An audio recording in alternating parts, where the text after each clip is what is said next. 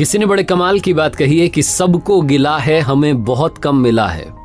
जरा सोचिए, आपको जितना मिला है उतना कितनों को मिला है। एक छोटी सी कहानी महाभारत के समय की।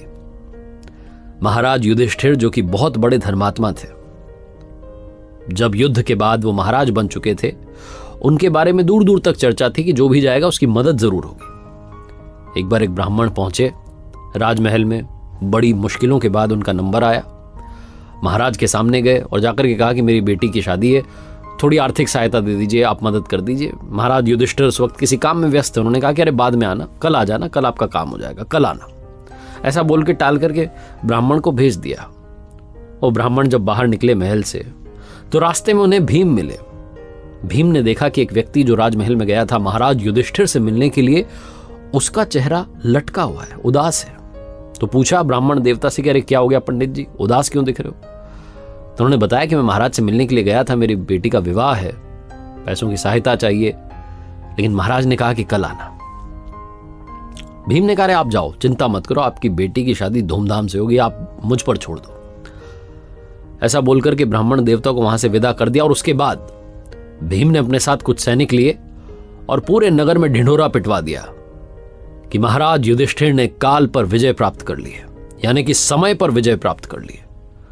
चर्चे होने लगे, बात महाराज तक पहुंची। उन्होंने भीम को बुलाया और कहा कि ये क्या कर रहे हो? मैंने तो कोई काल पर विजय प्राप्त नहीं किया, आपने ऐसा पूरे नगर में क्यों कहलवा दिया, पूरे राज्य में ढिंढोरा पिटवा दिया? भीम ने हाथ जोड़ करके प्रणाम करके कहा कि बड़े भैया, क्षमा चाहता हूं, लेकिन आज मैंने देखा कि दोपहर में एक ब्राह्मण देवता महल से बाहर निकले, लेकिन उदास थे।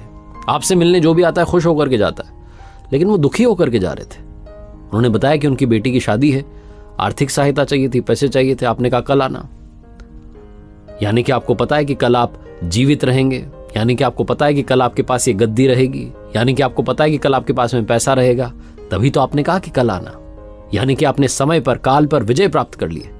मैंने तो बस भैया यही कहलवाया। भीम की जो चतुरता थी, जिस तरीके से उन्होंने अपनी बात बड़े भैया को समझाई, महाराज युधिष्ठिर को समझ आ गया। तुरंत ब्राह्मण देवता को उसी दिन बुलाया, मदद की, और उन ब्राह्मण की जो बेटी थी उनकी शादी धूमधाम से हुई। कहानी छोटी सी, लेकिन सार वही है कि जो लोग ये सोचते हैं कि कल कर लेंगे, कल कभी नहीं आता, क्योंकि जब कल आएगा तो फिर आप कहेंगे कि मैंने तो कल का कहा था। इसलिए जो करना है अभी में करना है।